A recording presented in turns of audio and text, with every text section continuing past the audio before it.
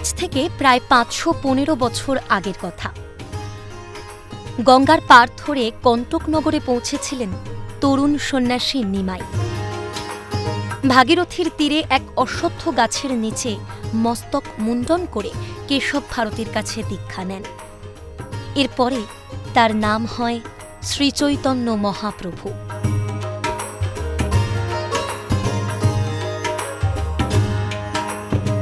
আজ থেকে প্রায় ৫১৫ বছর আগে নদিয়ার মায়াপুর থেকে পায়ে হেঁটে নিমাই সে এখানে এসে কেশব ভারতীর কাছে মস্তক মুণ্ডন করে দীক্ষা নেন এবং তারপরেই তার নাম হয় শ্রী চৈতন্য। এখানে এলে মন নিজে থেকে ভরে ওঠে ভক্তিরসে। কণ্টকনগরের বর্তমান নাম কাটোয়া। মহাপ্রভু স্মৃতি বিজড়িত সে পাড়ার নাম গৌরাঙ্গপাড়া। সেখানেই রয়েছে কেশব ভারতীর সমাধিস্থল। ১৫৩৫ সালে এখানে তৈরি হয়েছে আশ্রম। আশ্রমে এখনও রয়েছে সেই অশ্বত্থ গাছের অংশ।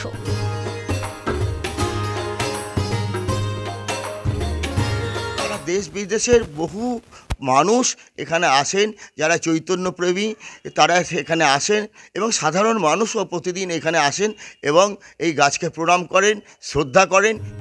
দেশ বিদেশ থেকে শুধু বৈষ্ণবধর্মী মানুষ নয়, নানা ধর্মের মানুষ আসেন মনের শান্তির খোঁজে।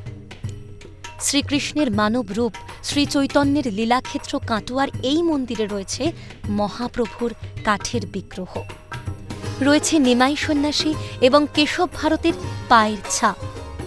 সকাল সন্ধ্যা নিত্য পুজো হয়।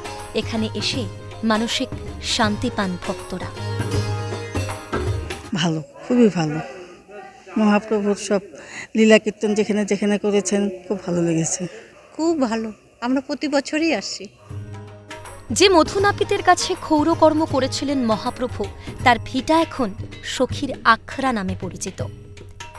এখানেও সকাল সন্ধ্যা ভিড় জমান ভক্তরা। ধূপের ধোঁয়ায় ধুনোর গন্ধে ভরে ওঠে আশ্রম চত্বর। গোটা শরীর মন প্রেমভাবে পূর্ণ হয়।